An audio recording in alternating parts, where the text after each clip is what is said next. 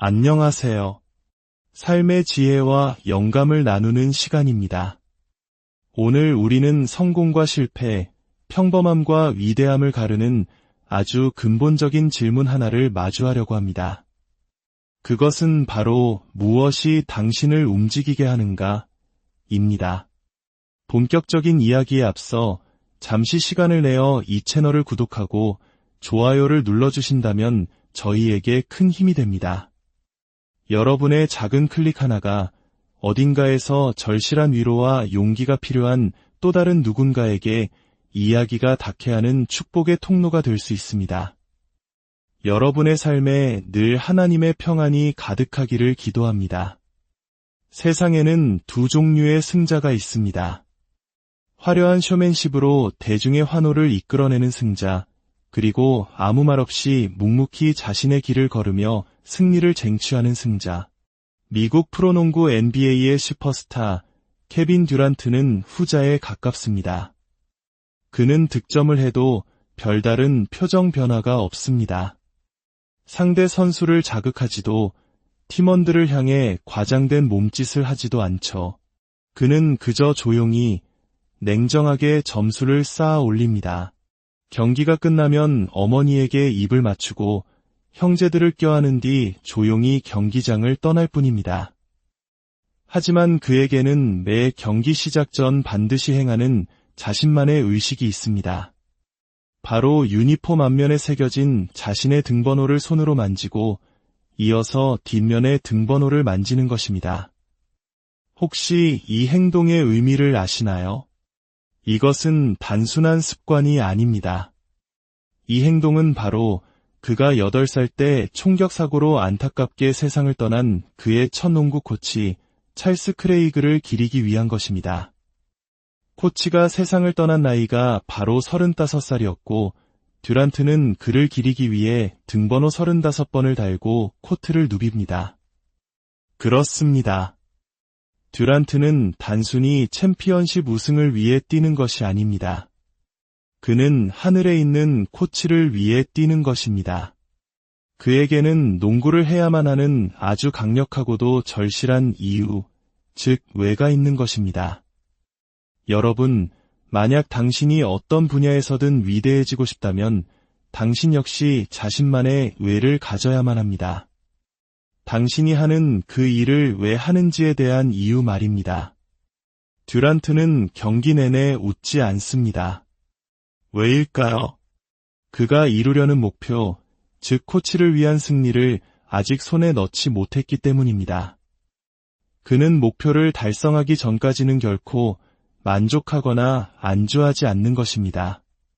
우리 주변의 위대한 챔피언들을 보십시오. 그들이 어떻게 승리하는지를 배워야 합니다. 우리 중 많은 이들이 경기장에서 혹은 삶의 현장에서 120%의 노력을 쏟아붓지 못하는 이유가 바로 여기에 있습니다. 당신이 하는 일에 대한 명확한 왜가 없기 때문입니다. 인생은 길지 않습니다. 우리에게 주어진 시간이 얼마나 남았는지 아무도 모릅니다. 그렇기에 매일매일이 당신의 꿈과 목표를 현실로 만들어야 하는 소중한 시간입니다. 나는 오늘 무엇을 할 수 있는가? 무엇을 가질 수 있는가? 어떤 사람이 될 수 있는가? 스스로에게 끊임없이 물어야 합니다. 그리고 당신과 같은 꿈을 꾸고 같은 방향으로 나아가는 사람들과 함께해야 합니다. 당신이 머릿속으로 상상할 수 있는 모든 것은 실제로 이룰 수 있는 것입니다. 너무 커서 이룰 수 없는 꿈이란 존재하지 않습니다. 당신의 머릿속에 떠오른 생각 중에 해낼 수 없는 일은 단 하나도 없습니다. 제 말을 잘 들어보십시오. 누구나 이기기를 원합니다. 승리하는 팀의 일원이 되고 싶어 하죠. 하지만 모두가 그 승리를 위해 노력하지는 않습니다. 모두가 보상을 원하지만 그에 따르는 힘든 과정을 거치려 하지는 않습니다. 그러나 우리는 모두 노력해야 합니다. 당신이 속한 그 자리에서 그 누구도 당신보다 더 노력하게 내버려 두지 않겠다는 결심을 해야 합니다. 바로 지금 당신은 이 자리에 있습니다. 마침내 여기까지 왔습니다. 그런데 바로 이 지점에서 많은 사람들이 무너집니다. 긴장을 풀고 편안함에 안주하기 시작합니다. 하지만 지금은 안주할 때가 아니라 당신의 성공을 영원한 것으로 만들어야 할 때입니다. 아침에 눈을 뜨는 이유가 무엇입니까? 그 유니폼을 입는 이유는 무엇입니까? 연습장으로 향하는 이유는 무엇입니까? 당신의 왜는 무엇입니까? 저는 제가 가진 모든 것을 쏟아부을 것입니다.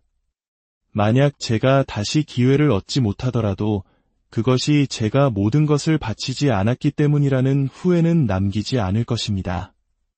한 인간으로서 성장하십시오. 만약 패배하더라도 순수하게 당신보다 더 뛰어난 재능을 가진 사람에게 패배해야 합니다. 스스로 나태하고 안일해서 무너지는 일은 결코 없어야 합니다. 결국 당신의 가장 강력한 무기는 바로 당신 자신으로 존재하는 것입니다. 당신의 진정한 모습 그대로일 때 당신은 초능력을 발휘하게 됩니다.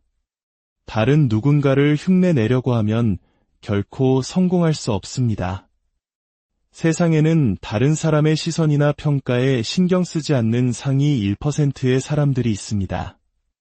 그들은 어떤 대가를 치르더라도 자기 자신으로 남으려고 합니다. 그것이 바로 그들이 1%인 이유입니다. 꼭 특별한 재능이 있어야만 성공하는 것은 아닙니다. 가장 빠르거나 가장 강하거나 가장 똑똑할 필요도 없습니다. 다만 끊임없이 갈고 닦아야 합니다. 이것은 한국인들에게 매우 익숙한 개념일 겁니다. 우리는 이를 근성 혹은 투지라고 부릅니다. 어떤 역경 속에서도 포기하지 않고 끝까지 물고 늘어지는 힘 말입니다. 당신이 부유한 집안에서 태어났을 수도 있습니다. 좋은 차를 물려받고 인맥 덕분에 좋은 직장을 얻을 수도 있겠죠. 하지만 노력에 있어서만큼은 그 누구도 저를 이길 수 없을 것입니다. 문제는 재능이 부족한 것이 아닙니다. 문제는 당신의 의지가 평범하다는 것입니다. 이 기회를 잡고 진정한 투사가 되려면 두 가지가 필요합니다. 경이로운 수준의 기술, 그리고 경이로운 수준의 의지입니다. 둘 다 필요합니다. 저는 당신만큼 똑똑하지 않았지만 당신을 앞질렀습니다. 왜냐하면 제게는 그 투지, 즉 도끼가 있었기 때문입니다. 저는 대학에서 영어 과목을 2번이나 낙제했지만 12년이 걸려 결국 학위를 받았습니다. 하나님께서 저에게 일어설 힘을 주셨기에 저는 포기하지 않았습니다. 당신이 하루 만에 할 일을 저는 닷새가 걸려 해냈습니다. 당신이 일주일 만에 읽는 책을 저는 한 달이 걸려 읽었습니다. 하지만 결국 해냈습니다. 제 안에 그 도끼가 있었기 때문입니다. 만약 당신에게 경이로운 기술이 없다 해도 경이로운 의지가 있다면 기술의 부족함을 메꿀 수 있습니다. 저는 10년 동안 스스로를 어둠 속에 가뒀습니다. TV도 보지 않았고 음악도 듣지 않았습니다. 모든 것을 희생했습니다. 다른 사람들을 따라잡기 위해서였습니다. 저는 주의력 결핍장애와 학습장애를 겪었지만 그 모든 것을 오직 의지 하나로 극복했습니다. 새벽 3시에 일어나 기도하고 책을 읽고 공부했습니다. 기억하십시오. 기술과 의지, 이 두 가지입니다. 당신의 꿈이 너무 작았던 것은 아닙니까? 좋은 집, 좋은 차, 어머니를 봉양하는 것, 그 모든 것을 이미 이뤘다면 이제 당신은 무엇을 위해 뛰고 있습니까? 아무런 목표가 없기 때문에 패배하는 것입니다. 규율이란 처음에는 하고 싶었던 그 일을 나중에는 하기 싫어져도 결국 해내는 것입니다. 처음 이 일을 사랑에 빠졌을 때를 기억하십니까? 열정으로 가득 차 있었죠. 하지만 시간이 지나면 지치고 힘든 순간이 찾아옵니다. 바로 그때 더 깊이 파고들어 더 치열하게 나아가야 합니다. 하기 싫을 때 오히려 더 강하게 밀어붙여야 합니다. 1년 365일 중에는 일어나기 싫은 날도, 운동하기 싫은 날도, 연습하기 싫은 날도 있을 것입니다. 경기에 나서고 싶지 않은 날도 있을지 모릅니다. 하지만 챔피언은 빛나는 무대에서 이기기 전에 아무도 보지 않는 어둠 속에서 먼저 승리하는 사람입니다. 우리는 모두 좋은 차를 살 수는 있지만 모두가 매일 아침 일어나 자신을 단련하지는 못합니다. 저는 처음부터 모든 것을 갖춘 사람이 아니었습니다. 배우고 성장하고 더 나아졌을 뿐입니다. 1등으로 태어나지 않아도 1등이 될 수 있다는 살아있는 증거가 바로 저입니다. 꼴찌로 태어났더라도 노력과 결단력을 통해 정상에 오를 수 있습니다. 스스로에게 새벽 3시에 일어나겠다고 약속했다면 무슨 일이 있어도 일어나야 합니다. 자기 자신과의 약속조차 지키지 못하면서 다른 사람에게 무언가를 요구할 수는 없습니다. 성장은 사람과 사람을 구별짓는 가장 위대한 잣대입니다. 당신은 어떤 희생을 할 준비가 되어 있습니까? 모두가 당신이 원하는 것을 원합니다. 모두가 최고의 자리에 오르고 싶어하고 가족을 부양하고 싶어합니다. 그렇다면 당신은 그 꿈을 위해 무엇을 포기할 수 있습니까? 이미 잘하고 있는 것에 만족하지 않고 더 깊이 파고들 준비가 되었습니까? 다른 사람들이 가지 않으려는 곳으로 갈 준비가 되었습니까? 당신에게 어떤 일이 일어났든 누가 당신에게 무슨 말을 했든 당신은 세상에 단 하나뿐인 소중한 존재라는 것을 기억하십시오. 완벽을 추구하십시오. 완벽해질 수는 없겠지만 완벽을 향한 노력은 당신을 계속해서 성장시킬 것입니다. 작년에나 지난달의 나와 같은 모습으로 머물러 있지 마십시오. 5년 전에 나를 아는 사람이 있다면 그 모습은 이제 사진으로만 존재해야 합니다. 당신은 당신의 비전에 사로잡혀야 합니다. 그리고 그 비전을 소중히 지키고 보호해야 합니다. 진정으로 행복해지고 싶다면 당신의 비전 안으로 들어가십시오. 좋은 차나 좋은 집이 당신을 행복하게 해줄 것이라 생각하십니까? 결코 그렇지 않습니다. 하지만 당신이 자신의 비전 속에서 살아간다면 매일 밤 깊은 잠을 잘 수 있을 것입니다. 목표는 무엇입니까? 사명은 무엇입니까? 우선순위는 무엇입니까? 목적은 무엇입니까? 당신의 사명에 집중하고 그 어떤 것에도 방해받지 마십시오. 우리에게 이 땅에서 주어진 시간이 얼마나 남았는지 모릅니다. 그러니 오직 당신의 목표와 사명에만 집중해야 합니다. 당신에게는 일생일대의 기회가 주어졌습니다. 이 기회의 소중함을 안다면 당신의 플레이는 달라질 것입니다. 제가 고등학교를 중퇴하고 교회에서 처음 마이크를 잡았을 때 저는 16살이었습니다. 최고의 연설은 아니었지만 무대에서 내려왔을 때 저는 깨달았습니다. 아, 나는 할 수 있구나. 기회가 주어졌는데 왜 80%만 노력합니까? 왜 70%만 쏟아붓습니까? 왜 항상 120%를 다하지 않습니까?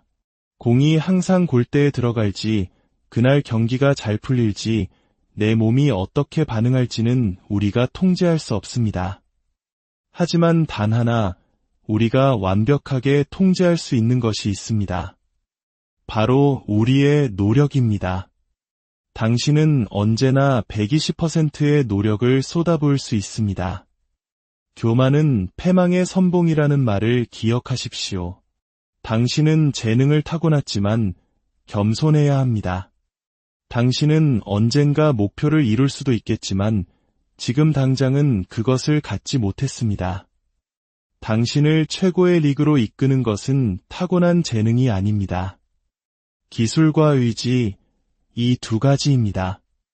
다음 단계로 나아가고 그곳에서 버티기 위해서는 반드시 강인한 의지가 필요합니다. 저는 고등학교 중퇴자였고 아버지는 제 삶에 없었습니다. 하지만 제게는 하나님께서 주신 재능이 있다는 것을 깨달았고 그 재능이 저를 위한 길을 열어줄 것이라는 사실을 알게 되었습니다.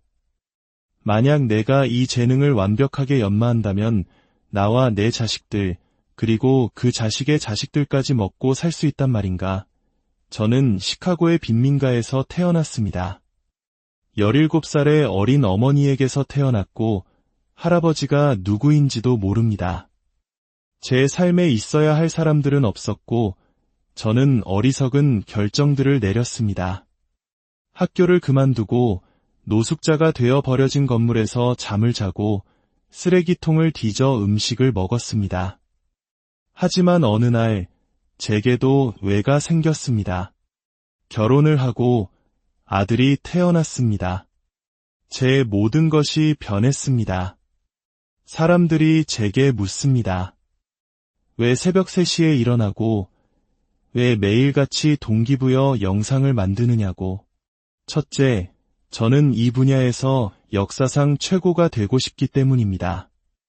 마틴 루터 킹 목사님이나 말콤 X 같은 위인들이 저를 보고 바로 저 친구야라고 말해주길 바랍니다. 둘째, 저는 세상의 모든 경쟁자들과 경쟁하고 있습니다. 1등이 되면 대우를 놓고 협상할 필요가 없어집니다. 그리고 어느 날 제게는 또 다른 강력한 왜가 생겼습니다. 제 아내가 다발성 경화증 진단을 받았습니다. 의사는 스트레스가 이 병의 주된 원인이라고 했습니다. 저는 아내에게 말했습니다. 당신은 다시는 일하지 않아도 돼. 저는 아들에게 약속했습니다.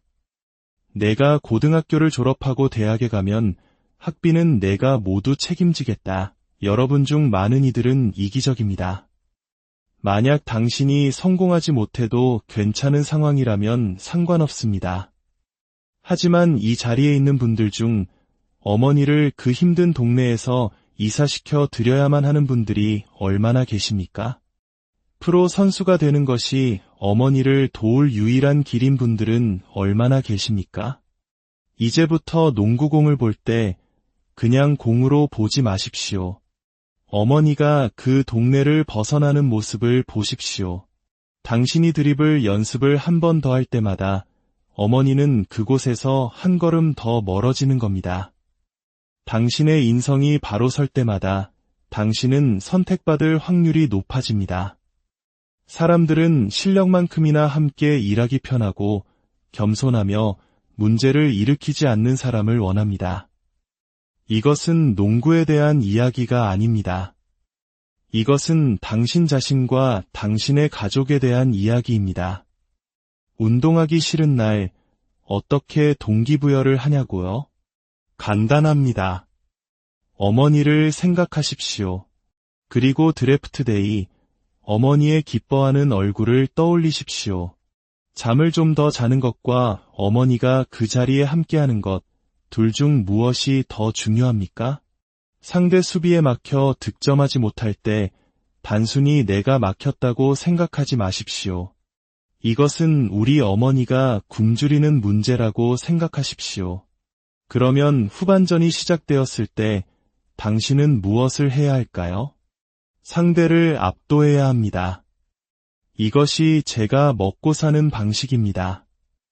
이것이 제 손주들이 먹고 살 방식입니다. 이것은 단순한 동기부여 강연이 아닙니다. 이것이 제 어머니가, 제 아내가 살아가는 방식입니다. 저는 수백만 달러를 버는 운동선수는 아니지만 저의 재능이 저를 위한 길을 열어주고 있습니다. 새벽 3시에 일어날 때마다 저는 경쟁자들을 압도합니다. 그 어떤 훌륭한 사람이라도 저만큼의 절실함은 없을 것입니다. 그들은 저처럼 밑바닥에서 시작하지 않았기 때문입니다. 저의 엔진은 다릅니다. 제 안에는 꺼지지 않는 불꽃이 있습니다. 이제 여러분의 차례입니다. 당신의 왜는 무엇입니까?